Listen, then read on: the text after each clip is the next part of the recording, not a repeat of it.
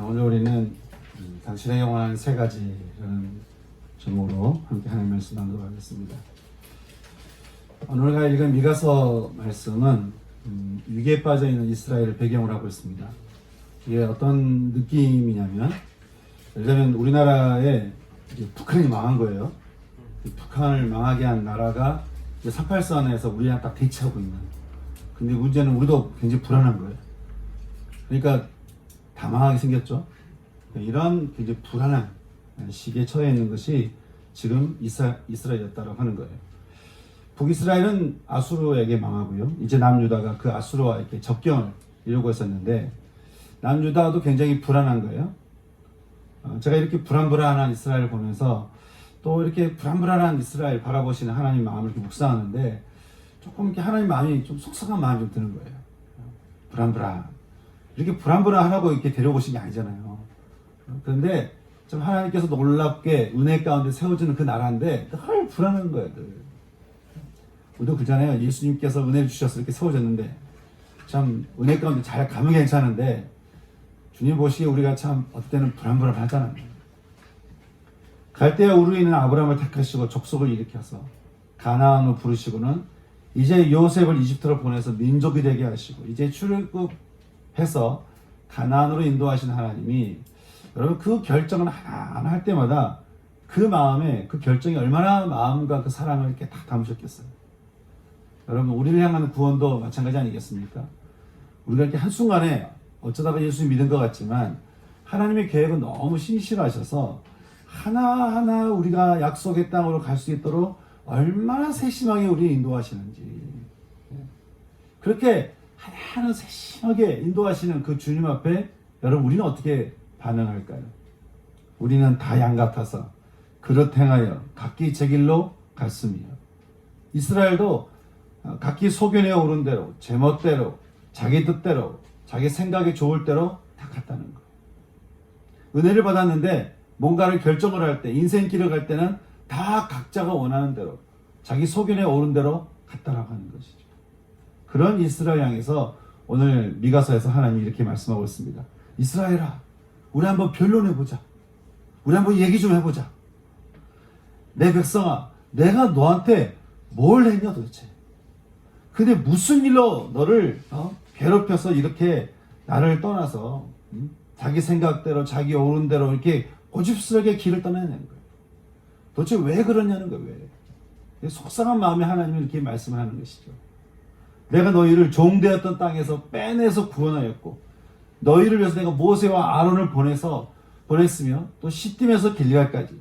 이 시딤이라고 하는 것은 이스라엘 백성이 요단강을 건넌 이후에 처음으로 진친 장소예요.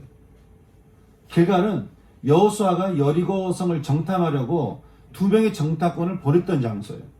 다시 말해서 길갈은 출애굽 이후에 광야 생활의 첫 번째 장소이고, 시딤은 이제 광야 생활의 종착지로서 하나님은 출애굽 길을 이렇게 거꾸로 말씀하시면서 너희를 시딤에서 길갈까지 너희 길을 인도했던 나의 그 공의로움을 한번 기억해보라는 거예요. 기억해보라는 거예요. 여러분, 우리의 구원을 가만히 생각해보면 우리가 홀로 한 게 아니잖아요.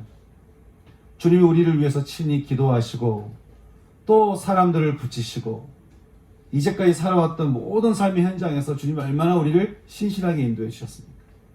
그렇죠? 저와 여러분의 만남도 그렇고요. 그리고 우리가 서로서로의 만남도 그런 거 아니겠습니까? 이렇게 하나님의 신실하게 인도하신 그 인도하심에 대해서 하나님이 이렇게 이야기하시면서 한번 이야기해 보자는 거예요. 내가 너희에게 도대체 뭘 잘못했냐 이거예요. 내가 도대체 뭘 했길래, 내가 너희에게 뭘 했길래 너희는 자꾸 나를 떠났냐 이거예요. 그래서 주님이 인도하신 그 신실하심에 대해서 이렇게 말씀하니까 이 말을 들었던 미가 선지자가 그 은혜가 너무 감사한 거죠. 너무 감사해서 이렇게 고백합니다. 내가 무엇으로 하나님을 경배할까? 1년 된 송아지로 경배할까? 1000마리의 순양으로 경배할까? 강물 같은 기름을 하나님께 드릴까? 아니면 내 몸이라도 내어줄까?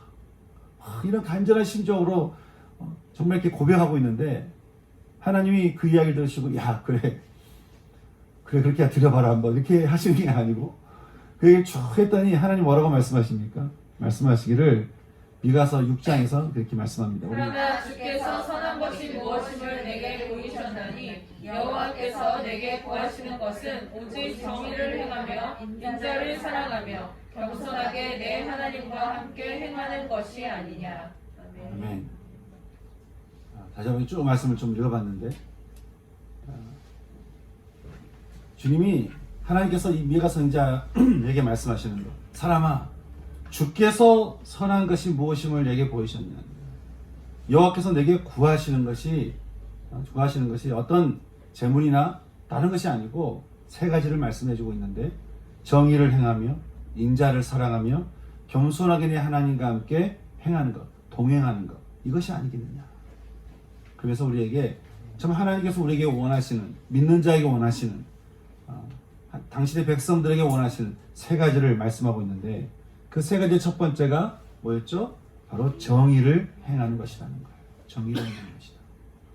여기서 정의를 행한다라고 이 말은 신명기 10장 18절 말씀처럼 고아와 과부와 같은 사회 약자들에게 정의를 행하는 것을 말합니다.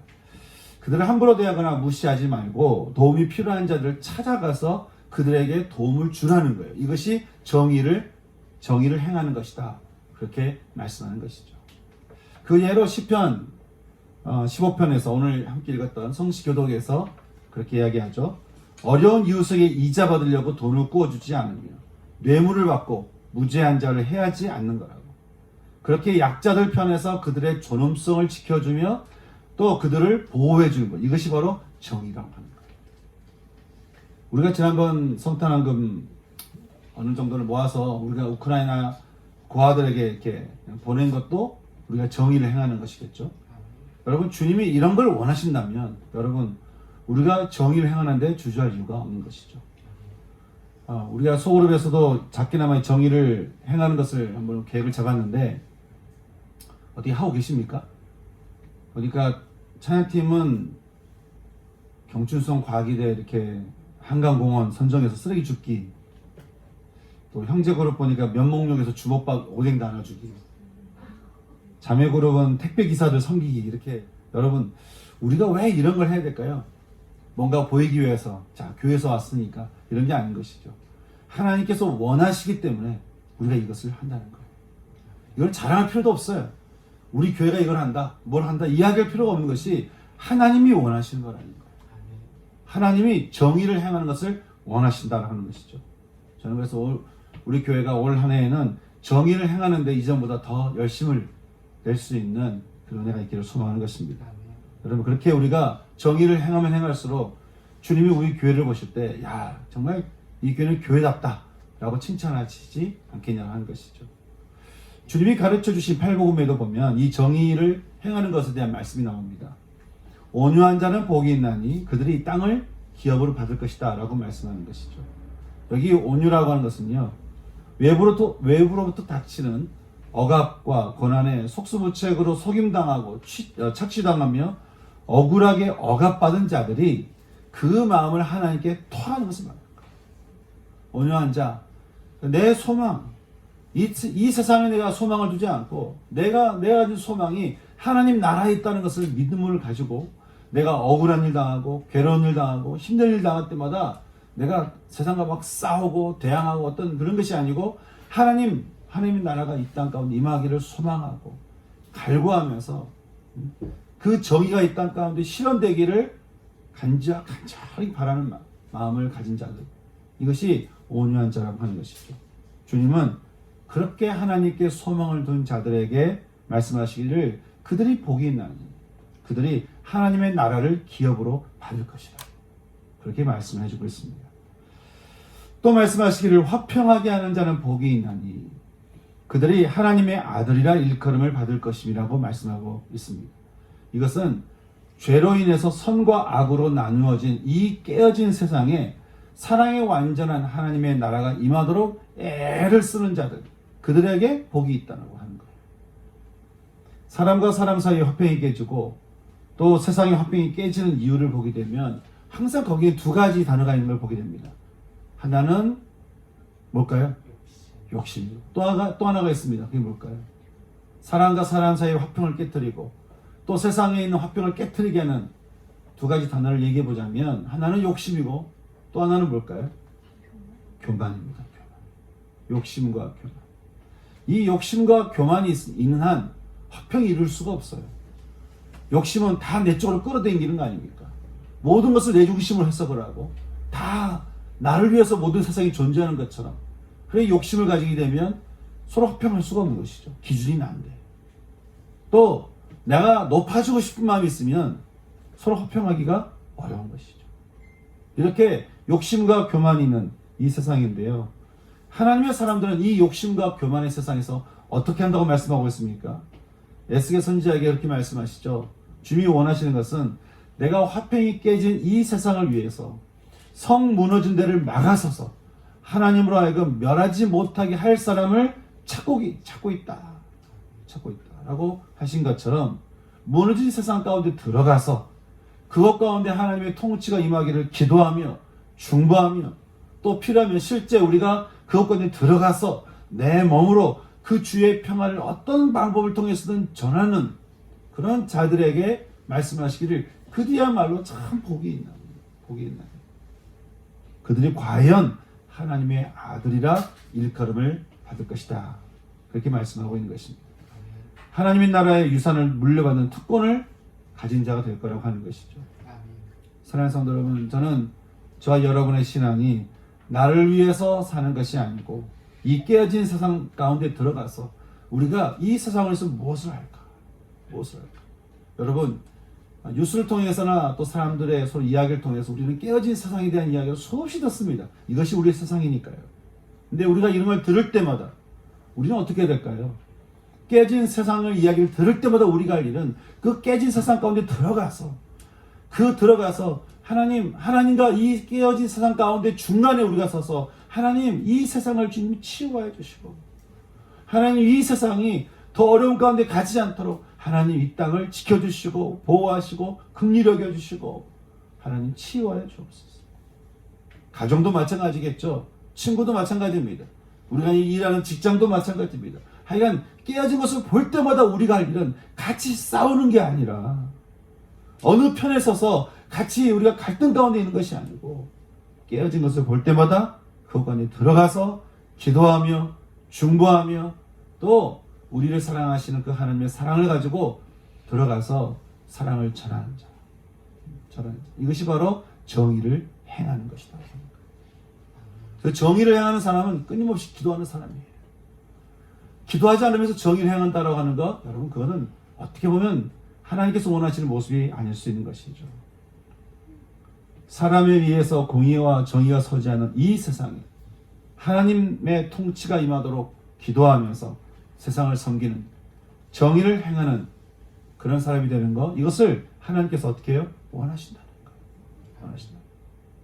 여러분, 저는 여러분이 있는 모든 곳곳에서 정의를 행하는 것에 여러분 열심히 할 수 있는 전 저와 여러분 될 수 있기를 소망합니다. 아멘. 이것이 하나님이 원하시는 것이기 때문에.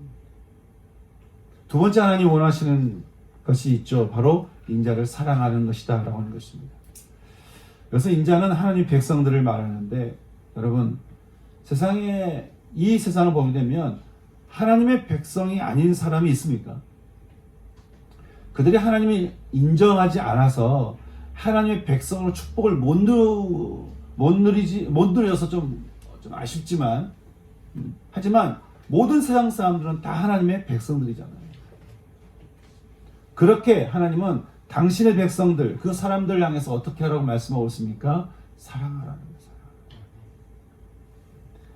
사람들은 미워하고 판단하는 것은요, 배우지 않아도 얼마나 그 일을 쉽게 하는지 모릅니다. 자, 우리가 누군가한테 한번 판단해봐라. 또 미워해봐라. 그럼 우리가 그거 고민합니까? 그냥 하죠. 그냥 순식간에 우리가 드러납니다. 근데, 자, 함께 사랑하자. 그러면 이 고민해야 돼요. 사랑하자. 그러면은, 우리 내한테 사랑이 없어요. 나한테 사랑이 없어서 그게 어려워요. 우리 그렇게 이야기합니다. 여러분, 이게 우리가 죄인이라고 하는 확실한 증거죠.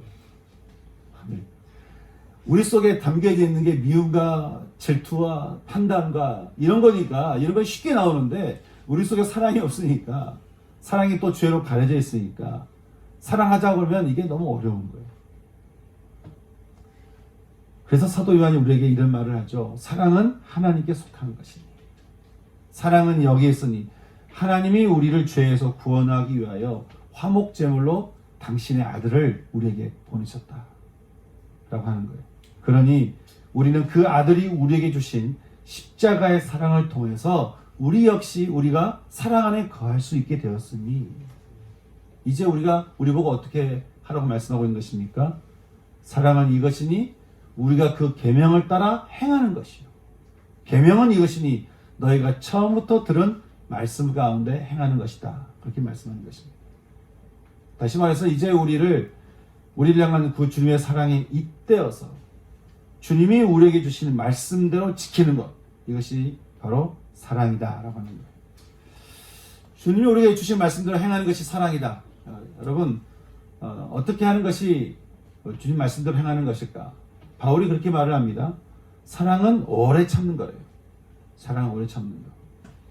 상대방의 변화를 위해서 기도하며 돌보며 오랫동안 기다리는 거다.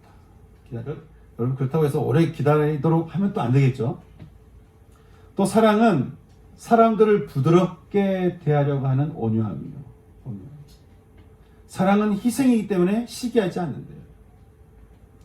또 속상하고 화가 나도 그 분노의 감정을 말로 쏟아내지 않는 거래요. 상대보다 나의 우월함을 자랑하거나 상대보다 내가 더 낫다라고 하는 교만함, 그리고 함부로 대하는 무례함과 상대에 대해서 내가 악한 것을 생각하지 않는 것이 사랑이라고 말하는 것입니다. 이것은 내가 그렇게 하기로 결정을 하는 거라는 거예요. 내가 그렇게 악한 말을 하지 않기로 결정하고 내가 더 상대보다 우월하다는 것을 내가 드러내려고 하지 않기로 결정하고 자랑하지 않기로 결정하고 악한 것을 생각하지 않기로 결정하고 내가 기다리기로 결정하는 것. 여러분, 이것이 사랑이라고 하는 거예요. 재밌는 것은요, 우리가 이렇게 결정하고 행하잖아요. 그러면 우리 속에 이게 죄로 인해 숨겨진 그 사랑이 이렇게 살아나는 것을 우리는 보게 됩니다. 사랑은 행하는 거예요. 행하면 우리 속에 있는 사랑이 올라옵니다.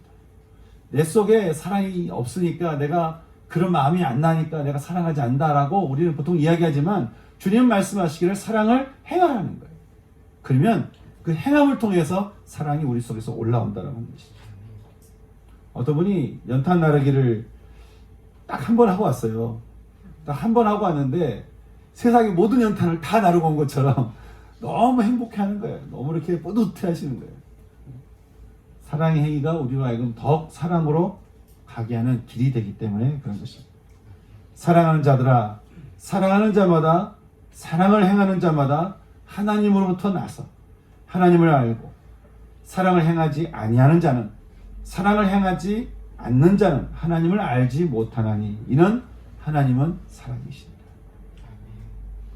사랑하는 성도 여러분, 저는 저와 우리 성도님들의 삶이 비록 죄와 상처로 인해서 우리 마음에 이게 사랑이 왜곡되었다 할지라도 우리의 입술이, 우리의 태도가, 우리의 자세를 고쳐서 서로 사랑하기로 결정할 수 있는, 저는 저와 여러분 될 수 있기를 소망하는 것입니다.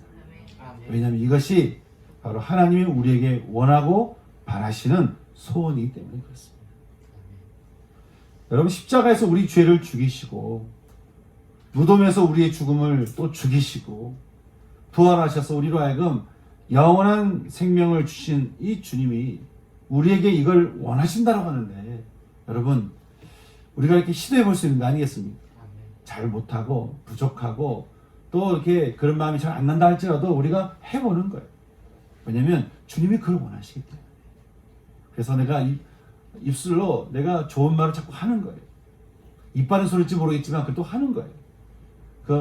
물론 거짓된 마음을 하면 안 되겠지만 보고 좋은 부분들, 좋은 마음들, 좋은 모습들 칭찬하고 축복하고 함께 내가 사랑의 말을 자꾸 나누는 거예요. 주님이 가르쳐 주신 팔복음에서도요, 이 사랑에 대해서 여러 가지 말씀하신 것을 보게 됩니다. 애통하는 자는 복이 있나니 그들이 위로를 받을 것입니다 라고 말씀하고 있는 것입니다. 구원이 임하기 전에 우리 상태에 대해서 바울은 말하기를 우리가 죽었던 사람이래요.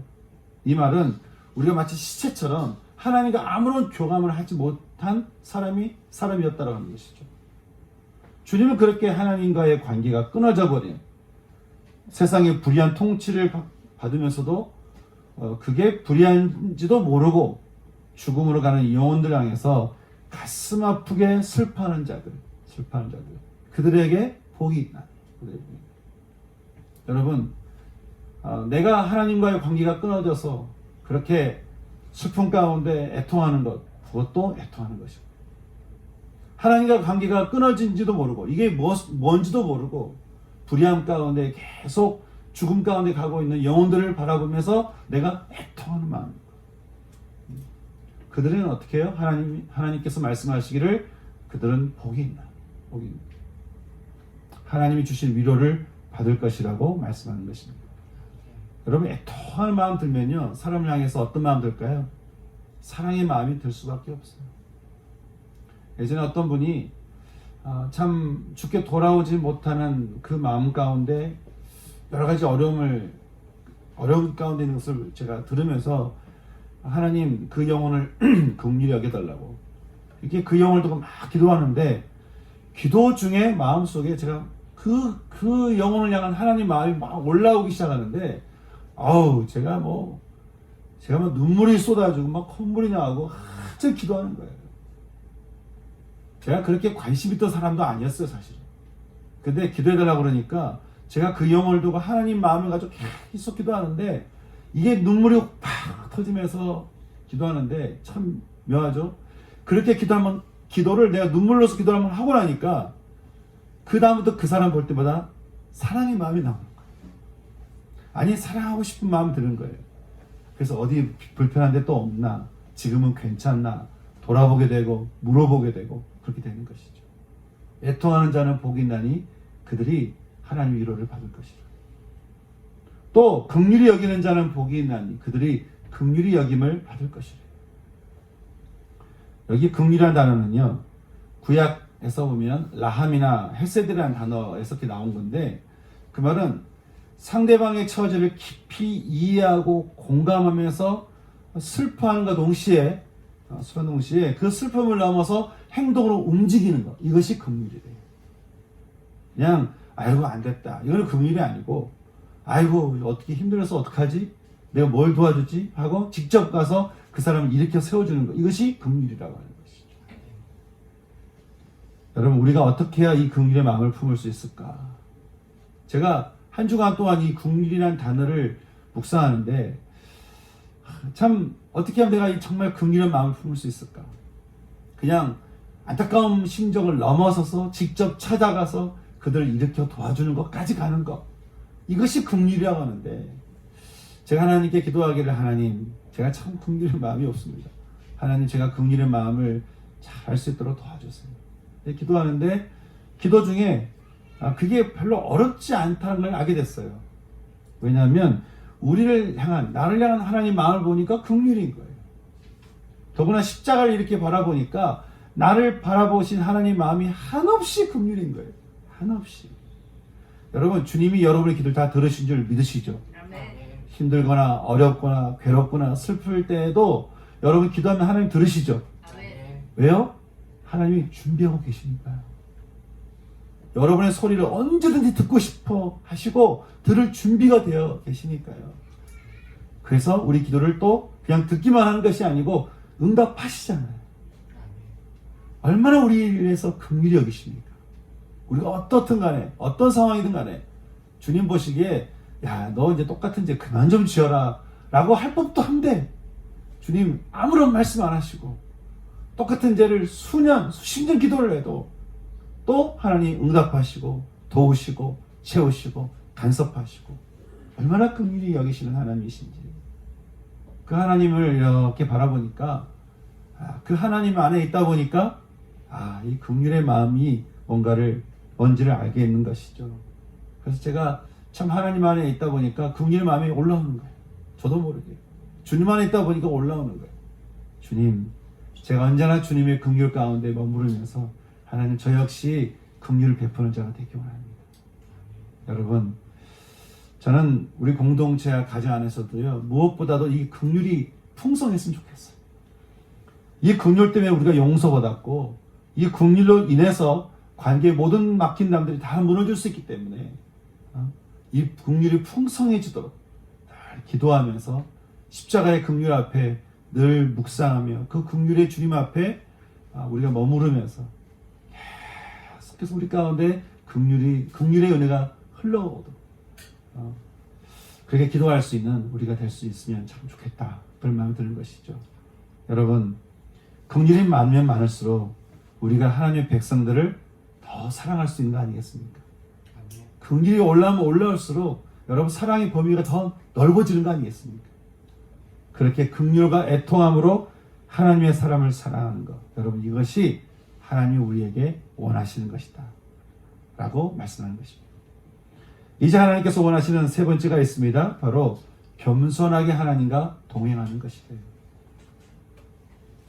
창세기에서 하나님과 함께 동행했다 라고 하는 이 에녹에 대해서 말씀할 때 이 동행, 그것은 함께 길을 가는 것만 말하는 게 아니고요. 인도자가 이끄는 그 삶의 방식을 따르기로 결정하는 것. 이것을 성경에서 말하는 동행이다라고 하는 거예요. 우리를 인도하시는 하나님의 그 삶의 방식을 내가 따르기로 결정하는 거예요. 그래서 하나님께 내가 익숙해지는 거예요. 하나님의 말씀에 익숙해지고 또 하나님께서 인도하신 그 인도하심에 내가 익숙하는 거예요. 이것이 동행이다라고 하는 것이죠. 이 동행이라는 단어를 또 두고도 한 주간 기도하면서 내가 어떻게 내가 감히 하나님과 동행할 수 있을까? 이렇게 또 묵상하는데 하나님, 이 동행하는 것이 어떤 것입니까? 기도할 때 하나님께 제게 주실 마음이 한 가지가 있는 거예요. 그것은 하나님을 모시는 게 하나님을 동행하는 것이다. 이런 마음을 주시는 거예요. 정말 그런 것 같은 것이죠. 마치 왕을 모시는 신하가 왕과 함께 길을 걸어가는 것, 이것이 동행이다라고 하는 것이에요. 여러분, 우리가 믿는 예수님이 메시아라고 하는데 메시아라는 뜻이 대제사장이요 선지자요 또 왕이라고 하잖아요. 세상은 두 왕이 존재합니다. 하나는 이름만 왕이면서 능력이 없는 마귀이고요. 또 하나는 모든 능력과 권세와 권능가이신 우리의 메시아 예수 그리스도인 것입니다. 여러분은 어떤 왕을 모시면서 동행하고 싶습니까? 저는 여러분의 삶이 겸손하게 우리의 메시아 되시는 그 예수 그리스도 그 왕을 모시면서 살아갈 수 있는 저는 저와 여러분 될 수 있기를 소원하는 것입니다. 그러니 여러분, 그 왕 되시는 하나님과 동행할 때 제일 중요한 게 뭐겠습니까? 겸손이에요. 겸손. 왕의 모든 삶의 방식을 따르기로 결정했잖아요. 왕이 가르쳐 주시는 모든 율법을 내가 따르기로 결정을 해서 그렇게 내가 왕과 함께 동행하는 것입니까? 왕과 함께 동행하는 그 길의 중요한 것은 겸손이다라고 하는 것이죠. 주님은 우리가 겸손히 하나님과 동행하는 축복에 대해서 또 팔복음에서 이렇게 말씀하셨습니다. 심령이 가난한 자는 복이 있나니 천국이 그들의 것이라고 말씀하는 거예요. 우리의 심령, 우리 마음의 소망이 이 세상에 대해서는 빈곤한 자. 그러니까 이 세상에 내가 소망을 두지 않기 때문에 이 세상에 대해서 내가 빈곤하게 사는 거예요. 내가 뭔가를 막 채우려고 애쓰지 않는 거예요. 내가 뭔가를 이루려고 애쓰지 않는 거예요. 이 세상에 대해서 내가 빈곤한 자. 하지만 그 속에 하나님의 나라가 충만히 임하기를 소망하는 자. 먼저 그 나라와 의를 위해서 사는 삶. 주님은 이들의 삶이야말로 복이 있나니 천국이 그들의 것이라고 말씀하는 것입니다. 하나님 나라의 소망을 둔 자들, 겸손하게 예수님을 모시면서 하나님과 동행하는 자들에게는 어두운 세상을 제압하고 빛이 임하게 하시는 하나님의 나라가 그들 가운데 임하게 할 것이라고 말씀하는 것입니다. 또 주님은 의에 줄이고 목마른 자는 복이 있나니 그들이 배부를 것이라고 말씀하는 것이죠. 바울이 에베소서 2장 2절에서 말한 대로 공중의 권세 잡은 자들, 즉 불순종의 아들들 가운데서 역사하는 마귀의 영에 다스림 받고 있는 이 땅에서, 이 세상에서 우리를 심판에서 생명으로 옮기시는 하나님의 구원이 그 의를 목말라 하고 배고파하면서 하나님의 그 말씀을 따라 살려가는 자, 그들은 복이 있나? 그렇게 의에 줄이고 목마른 자들은 결국 배부르게 될 것이라고 말씀하고 있는 것입니다. 사랑하는 성도 여러분, 여러분들은 어떤 것에 굶주려 있고 여러분은 어떤 것에 목말라 하고 계십니까? 여러분들의 굶주림은 무엇입니까? 제가 어떤 분에게 형제님의 굶주림은 무엇입니까? 그랬더니 자기가 원하는 어떤 위치가 있대요. 거기까지 가는 게 자기의 굶주림의 목적이래요. 자기는 그것을 위해서 산대요. 여러분, 그것은 이 세상에서 그렇게 해서 많이 성공을 하고 이루는 부자일지 모르겠지만 하나님 보시기에는 가장 가난한 자인 것이죠. 진짜 하나님 보시기에 부한 자는 어떤 사람입니까? 심령이 가난한 자라니까. 심령이 가난한 자. 이 땅에 대해서 내가 가난함을 가지고 이 땅에 소망을 갖는 것이 아니고 하나님 나라가 나를 충만히 임하기를 원하는 거예요. 이것이 진짜 부자라고 하는 것이죠. 또 하나님과 동행하는 삶을 위해서 말씀하시기를 마음이 청결한 자는 복이 있나니 그들이 하나님을 볼 것이라고 말씀하는 것입니다. 하나님과 동행하는 자가 두 마음이 아닌 한 마음으로 순전한 자, 그들에게는 복이 있나니 그들이 하나님을 볼 것이라는 거예요. 하나님과 동행할 거라고 말씀하는 것이죠. 이처럼 정의를 실천하며 인자를 사랑하며 겸손하게 하나님과 동행하는 것. 그래서 결국 팔복의 마지막 말씀처럼 의를 위하여 박해를 받으며 주님으로 말미암아 우리를 욕하고 박해하고 거짓으로 거스르는 모든 악한 말을 들을 때 너희에게 복이 있나니 너희는 오히려 이럴 때 기뻐하고 즐거워하라는 것. 그렇게 말씀하고 있는 것이죠. 왜냐하면 하늘에서 너희의 상이 크다고.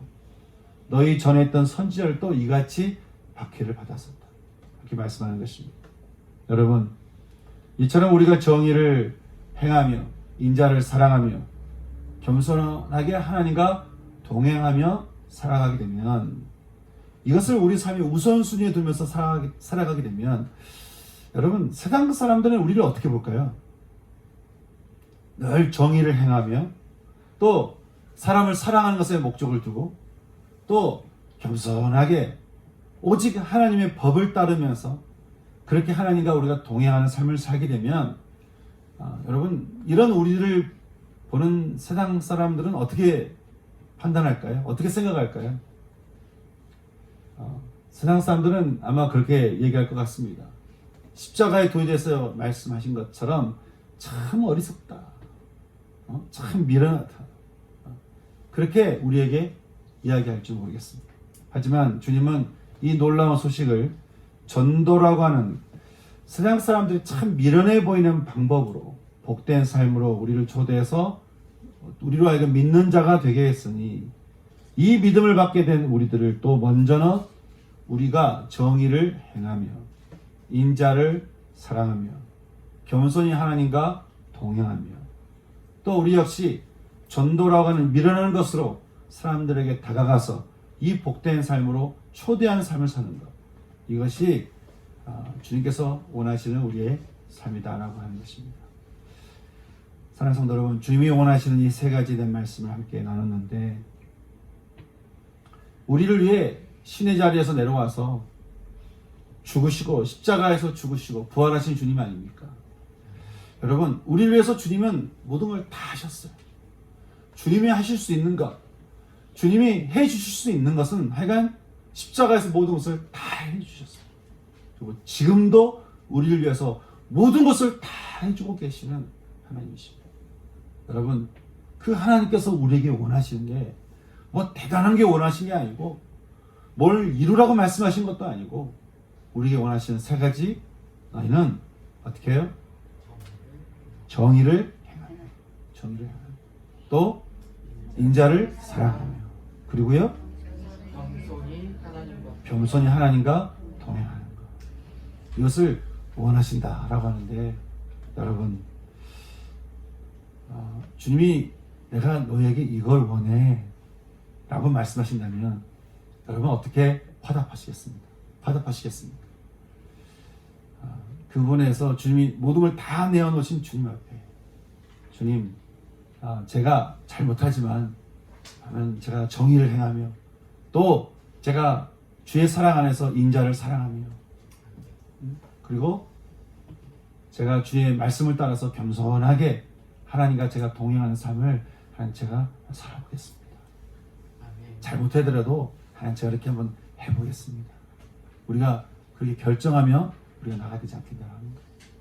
저는 우리의 삶이 주님 앞에 이렇게 결정하면서요 그렇게 주님께 기도하며 올려드렸으면 좋겠는데 하나님 제가 그럼 그렇게 한번 살아보겠습니다. 제가 주님이 원하시는 대로 한번 그렇게 살아보겠습니다. 제가 부족한 거 주님 다 아시는데 하나님 제가 그렇게 살 수 있도록 성령 하나님이 저에게 충만히 임하여 주시고 이걸 할 수 있도록 힘을 주시고 권능을 주셔서 기꺼이 이 땅의 삶, 한 번 사는 이 땅의 삶에 내가 그렇게 살아갈 수 있는 주님이 원하시는 대로 살아갈 수 있는 하나님 제 삶 되기를 소망합니다. 그렇게 기도해 나갈 수 있는 저희 여러분 될 수 있기를 소망합니다. 그래서 오늘 주신 말씀 가지고요 그렇게 한번 기도했으면 좋겠습니다. 주님이 우리에게 주신 이 말씀은 불가능한 말씀을 주신 게 아니죠. 주님 안에 있으면 다 가능한 이야기입니다. 주님 안에 있으면 모든 것이 가능한 정의를 행하며 사랑하며 하나님과 동행하며 사는 삶. 주님이 원하시는 건 이 세 가지라는 거예요. 여러분 이 주님이 원하신다는 이 말씀 앞에 여러분 어떻게 화답하시겠습니까? 각자의 고백을 한번 화답해 보시죠. 또 각자의 마음을 가지고 하나님 앞에 기도해 보시죠. 그리고 믿음으로 화답하며 하나님 제가 이 삶을 살기를 소망합니다. 그렇게 기도 나갈 수 있는 시간 됐으면 좋겠습니다. 같이 기도할까요? 같이 기도하겠습니다.